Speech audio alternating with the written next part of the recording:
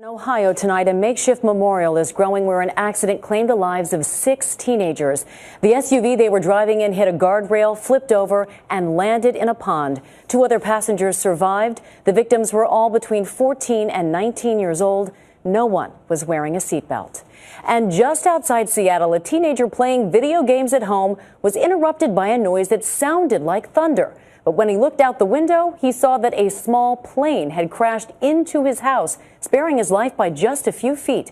ABC's Clayton Sandell has the story. Investigators tonight are trying to figure out why this small plane suddenly fell from the sky, slamming into this home just outside Seattle on Saturday, miraculously missing teenager Tallon Korn playing video games with a friend upstairs just a few feet away. I was sitting in my house and I hear a loud bang, like thunder. I look outside and I look down and there's the wing. The pilot, identified as 45-year-old Jay Uzatalo, was killed. His teenage nephew flying with him survived, airlifted to a hospital with severe injuries. I didn't see anything, but it sounded weird.